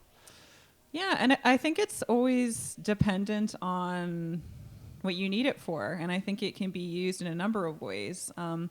But what really intrigues me is how it can be used topically, so on the skin. And I think we're just beginning to explore that, and especially for pain relief. Like, I think it's underestimated, and even for like a lot of the blends available, they're not necessarily the strongest. So some people think it just doesn't work for them. It's like, try a stronger blend. Well, the first time I tried a couple of them, I wasn't sure if it was a placebo effect kind of situation, my mind playing tricks on me, or if it just got better, or what was going on. But when I made a few people try it, and a few people try it, and then I tried it again and again, and then it still seemed to have a similar effect most of the time, I kind of got to thinking, well, maybe there's a little bit to it. But it is, it's very cool, and I kind of agree that you're seeing a lot of research going into this, and I do think that the healing and curative powers that you see that people claim the curing the cancers, helping the seizures, as you say, helping with the internal medicine, there's no reason why those properties couldn't be administered to external care as well too. Yeah, and like the blend I make, it, like, people say, oh, you don't really feel the topicals for a while, or it's mild. Like, the blend I make, you feel immediately, and seriously, it's intense. And even like, my husband will put it on his hand if he's like over typing and to just overuse injury. Over joint rolling my hand. Yeah, too many. I can't. I need the cream. So help me, doctor. I got a boo boo. But yeah, he'll put it on his hand and do a little massage, wait, and then it's just good to go. Your hand is just totally normal again. So it's not even a subtle effect. It is a dramatic effect. So I would love to test my blend and actually pursue the research to get all that done, but in the meantime, I can just talk about it. That's cool. Let's talk about question number 3. So how much do you smoke? I guess, well, if you're not a big smoker, how often or how much do you use, I guess, various topicals and creams for yourself or any of your own ailments? Or well, again, I'll use it sometimes like on my feet, actually. So like, I have really high arches, and I don't even wear heels most of the time because it's just, I don't know, I don't like to put myself through pain. Right. But if I'm doing something work related and want to wear something like a higher heel, my arches will just be in crazy pain, and I can put some of the balm on there, and what it does is it just immediately relaxes all the muscles under the arches of my feet to the point that I can totally walk again, and it's like from limping to walking with confidence in heels. Okay, the next conference we do together where I'm running around with Cart Beast, I'm going to grab some of that shit off you and put it on there, because by the end of my day, my feet are done. I am a favorite person to see at conferences for sore feet. Belly up to the bar there, Doc. What you got for me? In your bag of prescription tricks there. Yeah, it's Dr. Riz's magic elixir over here. Come on. And I'll make your skin look nice, too. Yeah, there you go, too. So you're looking tired here. You're looking bing. Yeah, I know. I'm probably going to need to get into that pretty soon. No, you're looking good. Age-defying.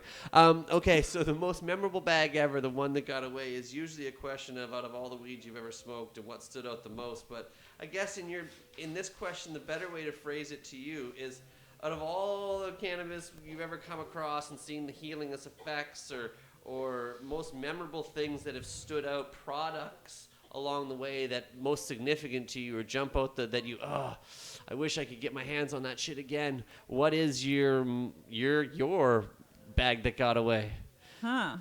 Okay.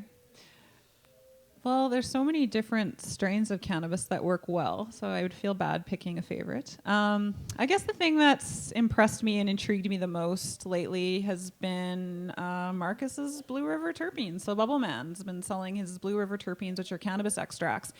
And I had the chance to smell the Red Congo, and it was very impressive. And the thing that really intrigues me, like as I was saying before, when you're building a perfume and you need to have something with staying power. So what these cannabis terpenes do is they have something called in perfume like a throw or a sillage. So think of when you leave the room and you can really smell that cannabis still sticking around. Right. That's something in perfume that's very sought after. I call it Cannabis for men.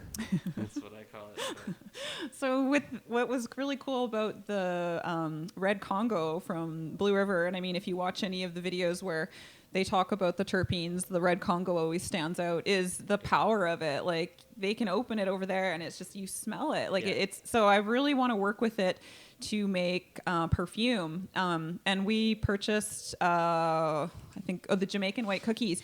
And the aroma was nice, but it was way subtler and very interesting. It almost had like a citrusy, grassy kind of aroma. And we're finding that as it gets more air into it, the aroma shifts and improves. But the Red Congo, I feel like that's the one I'm still like, can't wait to work with.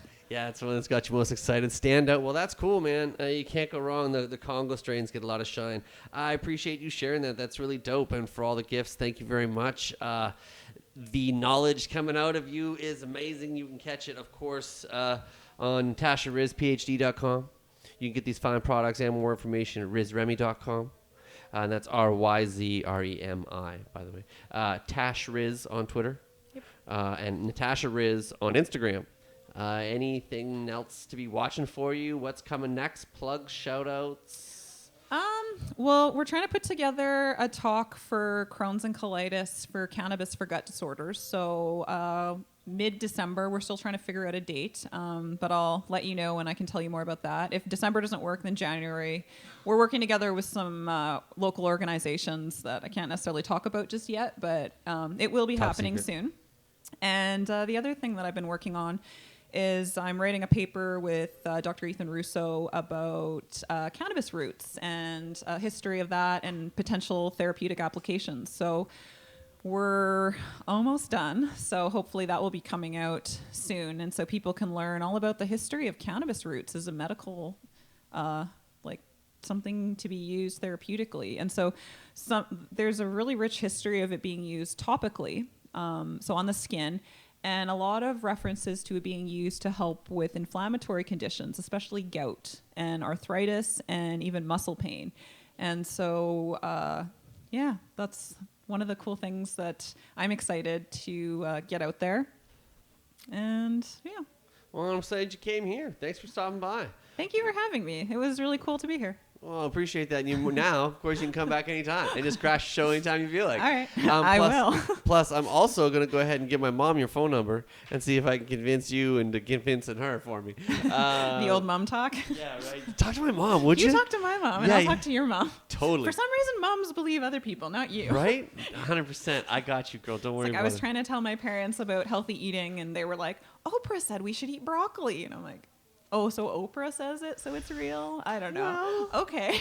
I mean, shit. She's been saying Yeah. it long enough. Doesn't that make it true? So maybe you're on TV. You can talk to my mom. And then I'll talk to your mom. Right? And then, there you go. You keep watching. You keep following her. We appreciate it. Show's going to keep going. Are you got to stick around? You going to take off on us? I'll chill around for a little bit. Nice. Well, as you guys have seen, I've been smoking a little bit of weed. Right now, I jumped into... What is this here? This is the Pineapple Express. That's not really in the shot. That's now more in the shot. It's blurry because I had zoom from with the cream before you get it. Oh, oh, here we go. Oh, that looks nice. Birdie. Still a little. I think it should be more potent. Whoa, Jesus. I'm tripping out now. There we go. I'm just going to stop fucking with it before I break it. They say... Pineapple Express combines the potent and flavorful forces of parent strains Trainwreck and Hawaiian. The smell is likened to fresh apple and mango, with the taste of pineapple, pine, and cedar. This hard-hitting sativa provides long-lasting, energetic buzz, perfect for productive afternoons and creative escapes. Of course, this week that is brought to you by the fine folks at THC Delivery Canada. Check them out online, thcdelivery.ca, THC Delivery 710 on Twitter, and THC_delivery_Canada on Instagram. And, of course, that's an actual underscore. Don't spell the word underscore because then there was not enough characters. That is, of course, if you're over the age of 19 and choose to do so. Smoking pretty good. Tastes pretty good. Tash, it's been fun here to be. Thank you so much for hanging out.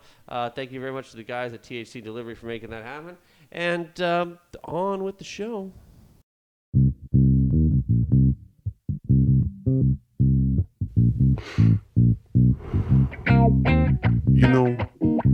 know sometimes when you're high and wandering around online, you come across some pretty cool shit. That's right.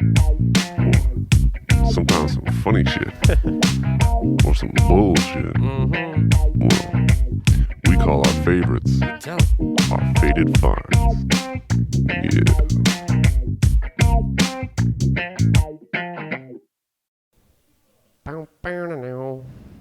Yep.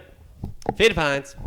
Faded Finds up next in the set. Let me see. So, as you know, Faded Finds generally consists of a few items and cool shit that I've seen online over the last few weeks. Well, it also happens to be Thanksgiving down there in America. So, happy Thanksgiving, America. Or as I would sort of refer to it more, happy Thanksgiving, America. Ha. Didn't see that? Yeah, you did. You knew that was coming. Come on. I ain't surprising nobody. Yes, happy Thanksgiving to everybody down there. So this particular edition of Faded Finds is all Thanksgiving related. Sure, it's Thanksgiving related, but it's Thanksgiving memes. That's right. That's what we're thankful for today. Dank memes is what the whole Faded Finds is going to be. So let's check some out. Some funny ones I saw today. Okay. Just a nice turkey getting stoned with a blunt to get started. It's kind of how a lot of people are feeling. Turkey and weed today. Good day for it. Happy Thanksgiving to you. You know, sometimes you're getting ready, you got all the family go around, you got to smoke a joint before you have dinner because you know, oh man, I'm going to be so hungry. So when you get back from, you and your cousin get back from taking a walk before dinner, Daffy and Bugsy there looking all stoned. If you watch back a lot of these cartoons, they were high. There's a lot of references in there we didn't get when we were 6. This one I kind of like creative use of a place with a duck or a turkey. Sorry. I don't know if that's like a cutout of a turkey or if that's imposed, but anyway, still, point is the pile of joints behind there. Shuts all his joints back there. Thanksgiving isn't just turkey, or isn't just about stuffing the turkey. It's about stuffing blunts, cones, papers, and bowls. Sound advice there. I can't disagree. Another Thanksgiving shot. This turkey's got a bong. This turkey's got a dab rig and a joint. This turkey's got a dab that looks like a turkey, which is, I thought, kind of cool. If Creed Taylor was here, he'd probably dab it right now. Okay, and then next, see, there you go. Now we've got the blunt turkey, which I thought was kind of cool. It looks like there's 5 separate, like, feathers to it, if you will. It's a lot of paper. I bet you Cody Van Gogh could roll something like that. Next, let me see. What else? The horn of plenty. That's the horn of a couple. It's not as many as there could be, but still. You see all the Thanksgiving ones. I'm liking this. This is nice creative use of a couple of buds. This is fairly crafty. I like it. Joints could look a little bit nicer, but props on the effort. As well as, come on, Kevin Hart got to slide in. When your cousin make a store run before Thanksgiving dinner, but you know they're going to smoke a blunt. Yeah, I'd be running right after them. Actually, shit, they'd be coming after me because I would be the first one out the door. Happy Thanksgiving. Now, that's cool. That's a roast turkey. That's a pretty cool one, I kind of thought. Even the same colors as the raws. There you go. That's not staging the stuffing when you come to my house. I tell you that much. And of course, y'all remember the episode of Seinfeld where Kramer was a turkey? Yeah, you weren't just high. That actually happened. Jimi Hendrix likes turkey. You seen him roasting guitars? Yeah, it's because he has at home. That's the way his barbecue setup is. He has a pit where he just has barbecue turkeys on a rotisserie. Jimi Hendrix was known for his Christmas dinners. And of course, though, it's a spiritual time of year, so of course you have to give thanks to the Lord. Shouts to Lord Vader. Bet you that dude can slice a turkey like nobody's business. Ashton Kutcher. Come on, Kelso Wisdom. It's Thanksgiving. Some people bake pies. We bake ourselves. Yes, that is Thanksgiving. The core of it. Have a piece of pie. Enjoy it. And from us Canadians to you Americans, happy Thanksgiving. Some sound advice from 22 Minutes. To American friends, our wish is that you can successfully eat dinner without mentioning politics. I thank you, Cannabis, That's what I'm thankful for. Thank you, Cannabis, for helping me to get to bed. Thank you for the motivation to write, for introducing me to great people, for keeping me sane when my life fell apart, for introducing me to the love of my life, for accepting me and helping me accept myself, for making my joints and my back feel better, for fixing my insomnia, for helping me deal with my stomach ulcer pain, for helping me with my anger issues, for helping me with my bipolar disorder, for helping get rid of my anorexia, for helping keep a positive mental outlook, for treating my depression and anxiety, for fixing my chronic headaches, for fending off my panic attacks, for making my IBS bearable, for opening my mind to art and imagination. So, yeah, that's a pretty thankful thing to be thankful for. I don't think anyone would disagree with a single one of those, probably. Except for, God, that imagination. That's the dangerous one. Happy Thanksgiving to everybody. We'll put that out there. And that, my friends, is Faded Fines for the week. That's how that one went down. Kind of hungry. Could use something to nibble on. What do you guys think? Maybe yes?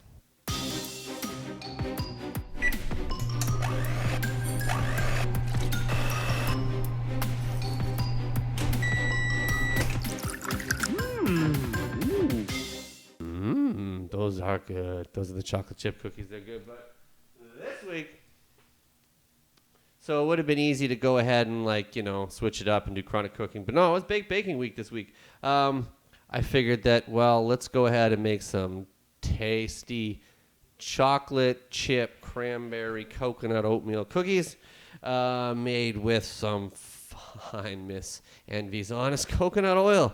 Shouts to Miss Envy and the crew.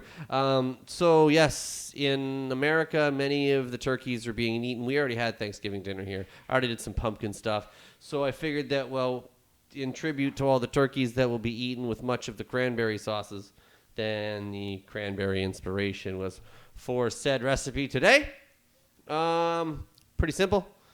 You get a bunch of ingredients. Combine the oats and the flour and the baking soda and the cinnamon and salt into a large bowl and stir it. And in a medium bowl, add some sugar and brown sugar and an egg and stir all that sumbitch up together then and whisk it up. Add the melted coconut oil and vanilla. You whisk it thoroughly. Add it to the dry ingredients. Add the chocolate chips and the coconuts and the cranberries. Don't be shy. Mix it all up. Make it into tablespoon-sized balls. Flatten them out, cook them 9 minutes in the oven, take them out, then put them on a rack. Boom. Delicious. Super good. That's what they look like on the camera. This is what they look like on real life. Yeah, just almost like the picture, except they had better lighting. But yeah, however, mine probably taste better or the same. Shit, that's good. Oh, man. I like that a lot. There's a little bit of cinnamon in there. These are good. Oh, wow. Yep, can't lie. And luckily, I brought enough for the rest of the class, as you can see. So there's a couple people chilling out in the studio. I'm going to hand out a couple to them. And maybe take some on the lounge. You guys quickly just write down the recipe for a second. I'm going to see if these guys want some. Really good. Chocolate cranberry coconut cookies. There you go. Bake baking.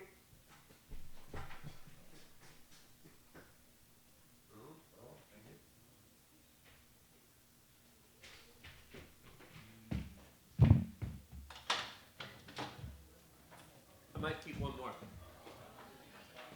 Hey, Mel. Chocolate chip cranberry coconut cookies infused.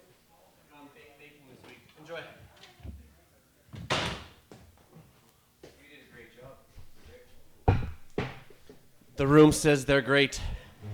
Mel couldn't get them quick enough from the lounge. So shouts to everybody. Hope you guys wrote that down. Shouts to Miss Envy. They're delicious. So good. The room likes them. Yes. Yes. Hang on. We'll get the nods. Hang on. Wait to go. There it is. There it is. The nod cam. We got the thumbs up. Yep. Making it happen. Hey, that's me. Hey, that's the cam. Hey, there's people out there. Hey, man, you want a cookie? Yeah, I'll have a cookie. That sounds good. I like cookies. Yeah, me too. I like those cookies. Wow. I should have kept a few more. That's okay. You can make me some. And then when we smoke a joint, I'll have yours. Don't overcook them, though. And when you combine all the stuff together, the recipe, The oil makes it a little bit oily, so it's not like super, super sticky. You got to kind of press them. That's a little bit like some of the chips don't always absorb in, but well worth it. Came out really good. Anyway, that is baked baking. Still smoking the previous doob. I was supposed to go into another one right now, but I'm not ready for it yet, so I'll just have to roll right into the news, I guess, don't you think? Oh, wait, hang on. Wait. It's Nathan. They good? Yeah. Mm-hmm. How do you like the cookies? 4. How do you like the cookies? Yeah, okay. So there you go. Nathan from the Thompson Caribou Bar is going to hook up some drinks there. And cookies get a thumbs up as well, too. The more important point. Anyway, that's news. But this is the news. Mm-hmm.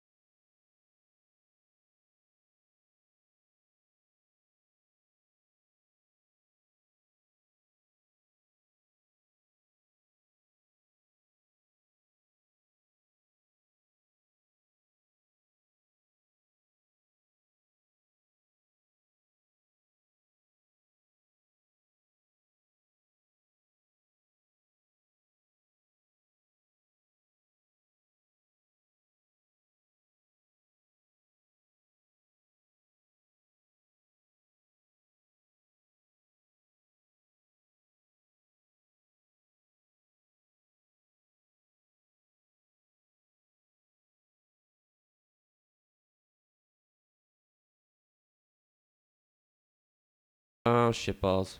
Whoops. Whoops. Whoops. Whoops. Whoops.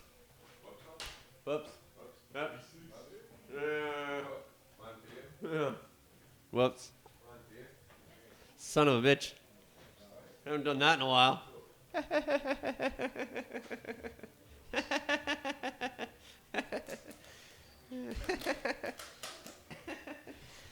It's been a minute. Wow, it's been a lot of episodes since I've done that.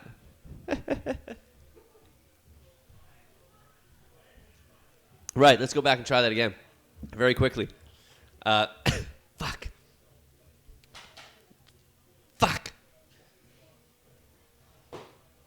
Sorry about that. And I have the chat over in the other window now, and that's why I shouldn't have done that. All right, try that one more time. Okay, right. South Africa. Where was I? South Africa is getting closer to the legalization of marijuana. Department of Health forging ahead with plans to recognize prescription drug rather than a banned substance. So that's good. They are going to be looking at permitting the controlled cultivation and supply of high-quality cannabis. So that's the one step. Sorry about that, guys. I Fucked that up for a while. Whoops. Zurich, Switzerland. They're going to issue a new set of cards, and basically process is being tabled to look at the streamlining the process. The current issue of getting cannabis is too difficult and too cumbersome, so that so many people go to the black market. So they're looking at a new card process in Switzerland to go ahead and allow people quicker and easier access. And then Georgia, one of the states that didn't vote yes in the or didn't vote at all in the current election, is now looking to look at the possibility of it's coming in so many other states, and Georgia wants to move ahead, knowing that full-blown cannabis states around it, they have tabling new their own vote in January. They are going to debate new legislation and a new possible approach to the change of medical marijuana in the state of Georgia. So stay tuned for more on that. Sorry, I got thrown off a little bit there. We all caught it back up. Yes, we're good. Right article, right time. People can hear me. Whoops.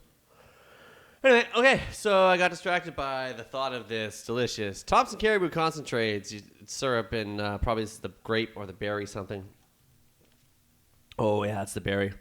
Oh, that's good. I like that a lot. Get you one at the Thompson Caribou Syrup Bar right here, 307 West Hastings, second floor lounge.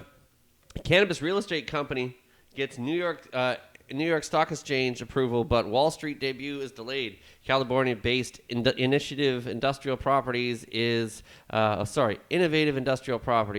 to raise $175 million with eye on gaining properties for use by medical marijuana businesses. The first cannabis company to land a listing on the New York Stock Exchange could go public early next week. However, a culmination of factors, including marijuana's uncertain future on the federal level, yeah, there's that, appear to be giving investors some pause, say analysts. San Diego-based real estate investment trust for medical cannabis facilities filed documents in October to raise $175 million by offering 8.75 million shares at $20 a share, $201 million market value, proceeds of, wow, a whole bunch of all sorts of money to everybody. Nevertheless, however, their trip was delayed. On Monday, officials disclosed a filing with the U.S. Securities and Exchange Commission that the company's founders may forego receiving some stock exchange of the RPO, and a change on and on and on. But anyway, nevertheless, the first company that's supposed to get on the New York Stock Exchange is being delayed a little bit by Wall Street. But lots of big numbers and all these things. This is what kind of bothers me about this shit. There's a bunch of people speculating on a whole bunch of crap that they know nothing about. They have nothing really invested in. And they go and fuck it up for everybody else. You don't know shit. I don't care what your investment advisor says. You don't know nothing until you call an expert. Okay. Ottawa. Oh, Ottawa, Ottaweed. Ottawa bringing in stricter limits for medicinal marijuana for veterans. So Kent Hare, you got made fun of too many times with a name like that, says he was shocked to learn of the previous amount the government was reimbursing medical veterans for. Faced with skyrocketing costs and ballooning demand, the federal government is dramatically cutting back the amount of medical marijuana it will cover for veterans. Veterans Affairs Minister Kent Hare plans to scale back the limit for reimbursement from 10 grams of medical marijuana per day to 3 grams. That's a pretty significant step. He made the announcement at the Canadian Military Veteran Health Research Forum in Vancouver. I was shocked to learn the former government had been reimbursing veterans of cannabis with no policy in place. Now is the time to change that. So the numbers went up from one veteran to over 3,000 veterans in 8 years, many of whom are accessing as many as 10 grams per day, and it got to the point where costing so much money. So they are now looking at a new program, including working directly with the LPs at an $8.50 a gram price, which Greg talked about on his show yet, which is an obvious fucking scam, and they're working totally in cahoots with each other, but I'm not going to sit there and tear that apart on this show. Point is that's fucked, and you should be ashamed of yourself.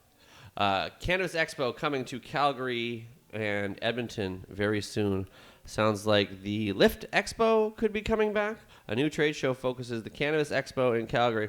Maybe it's not Lift. Doesn't look like it. A new marijuana trade show will be rolling into Calgary and Edmonton next year. The Cannabis and Hemp Expo is being billed as a different kind of cannabis trade show, one that's less for the consumer and more about the growing cannabis economy. There's been a lot of talk about legalization in Canada for some time, and now it looks like it's going to be a movement moving forward pretty rapidly. It's an event joint effort from Can West and Lyft and Cannabis Advocacy Group. It's a multi-billion-dollar market, and people are looking to go ahead and get into it. The Evident Expo tape April 1st and 2nd, Calgary May 6th and 7th. Everybody's getting in on it. A consumer trade show. It's not just going to be a consumer trade show with bongs, a bunch of bongs and booths. It's going to be professional. It's going to be very business-to-business driven, networking driven, and we're hoping to it's going to be, a home for cannabis. Sorry, Claire. It's going to be a home for cannabis and hemp industry leaders to meet. Right. Make sure you don't include anybody from the community. That'll totally go over well. But what I thought was kind of funny is that the Trailer Park Boys themselves, the TPB, they have gone ahead and signed with marijuana producers to create their own brand. Not really terribly surprising, but everybody's doing it these days, so why wouldn't the Trailer Park Boys do it?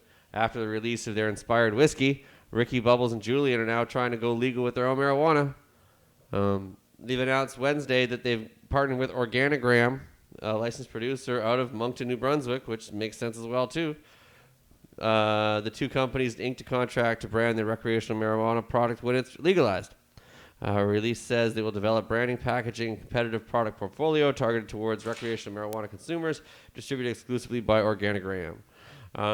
So this relationship solidifies one of our strategic building blocks as we plan for legalization of recreational use in Canada. The team at Trailer Park Boys have an aligned vision to help develop a national brand with our assistance, and we're incredibly excited at how the partnership will come to life. And then Bubbles says, Jesus, Ricky, I don't know.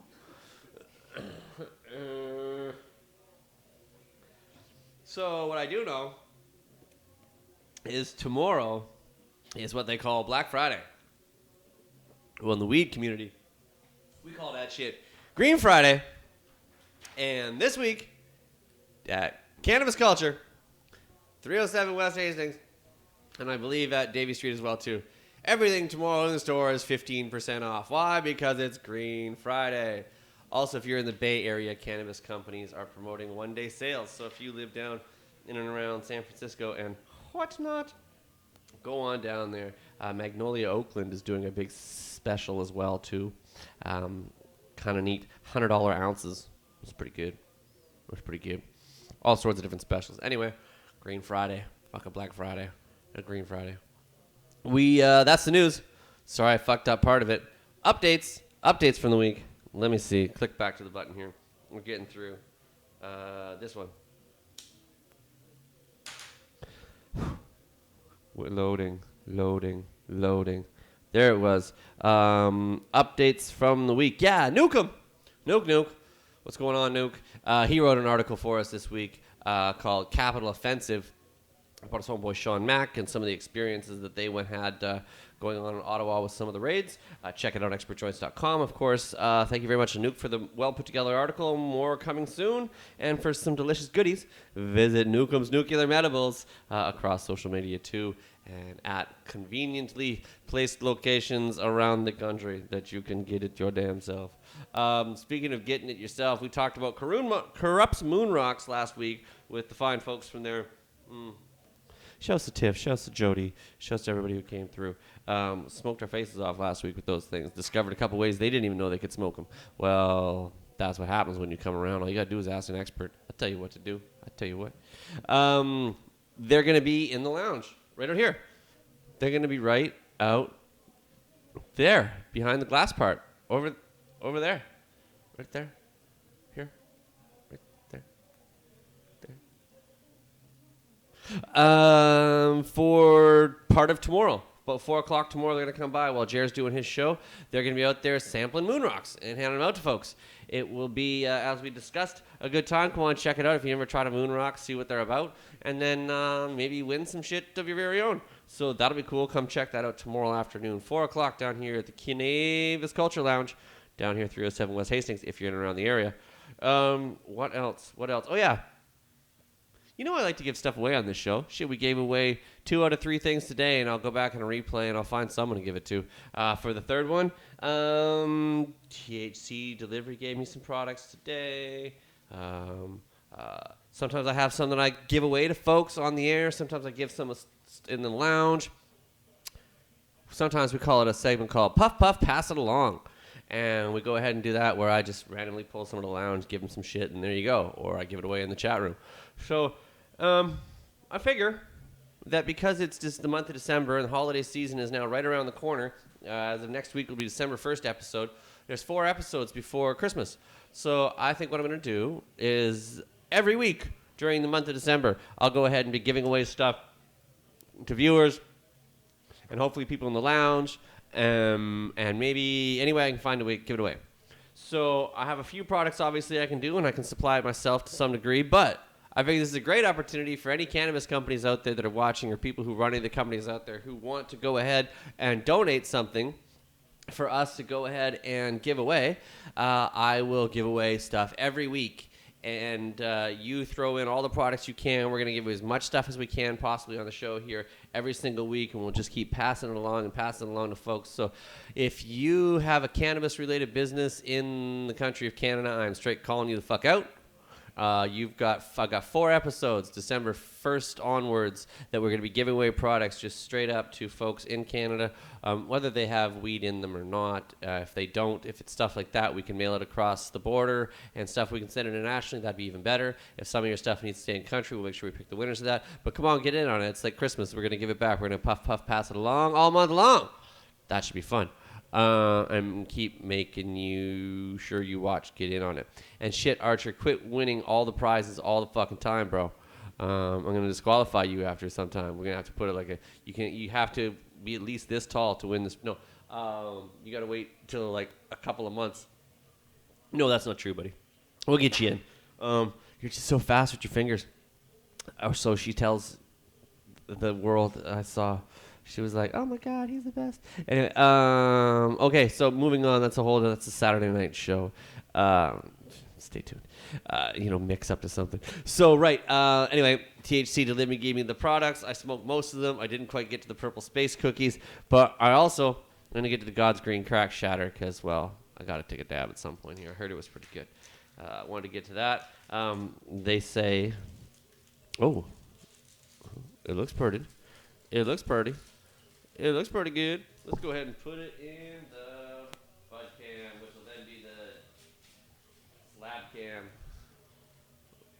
Now, let's see. Where are you? Come on.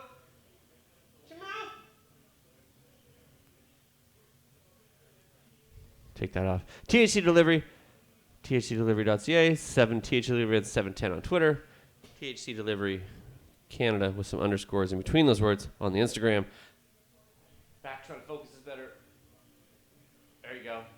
That is the God's Green Cracked balanced hybrid strain bred by Jordan of the Islands, who wanted to lighten up the heavy effects of God Bud with a high-flying green crack sativa.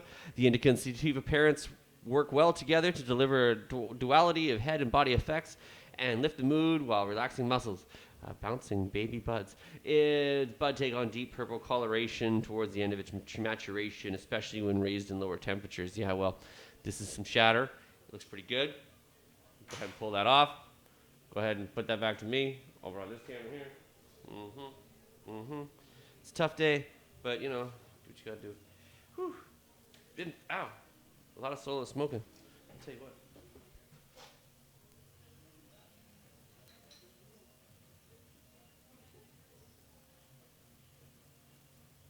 That's pretty little. Should take a bigger one. It's hard to know sometimes. Watch, now I'm going to take this one, and I'm going to be hacking my face off.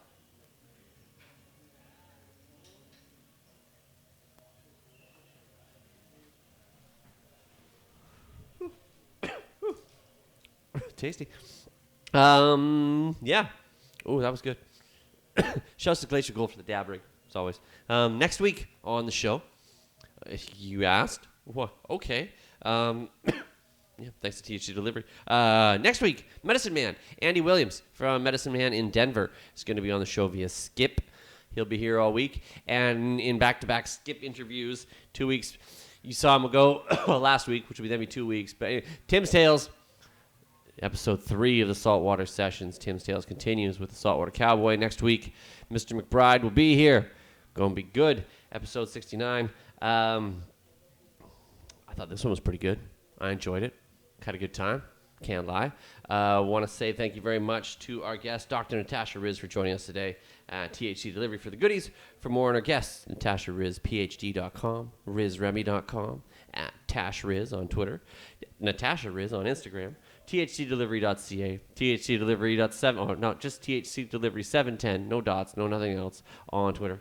Instagram.com has got the THC_delivery_Canada. Thanks to MissEnvy.ca, Miss NVB, Miss Envy Botanicals 2.0, website, Twitter, and Instagram. Appreciate the coconut oil to make the delicious cookies.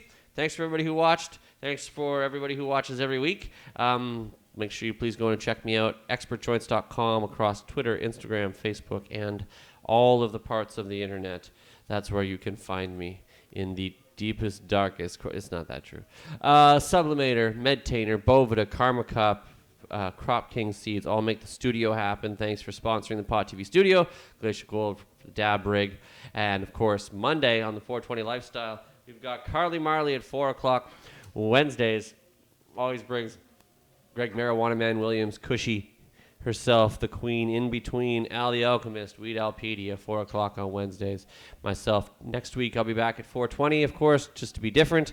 And Cannabis Culture News, 4 o'clock with Jeremiah Vandermeer, the heady Ewok himself, the furry little bugger. We'll be here tomorrow.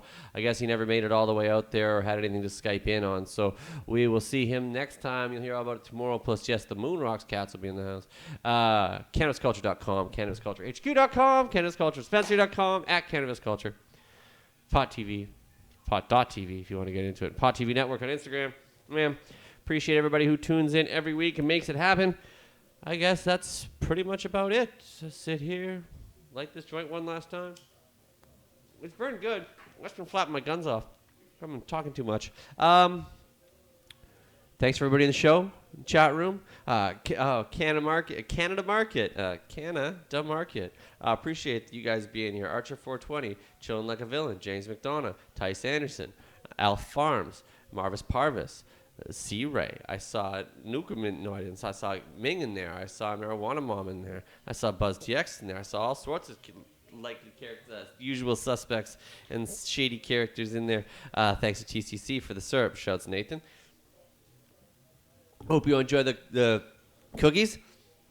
So Todd from CLN sitting over in the house there, silent assassin over there to do it. Stay tuned, more coming on that merger.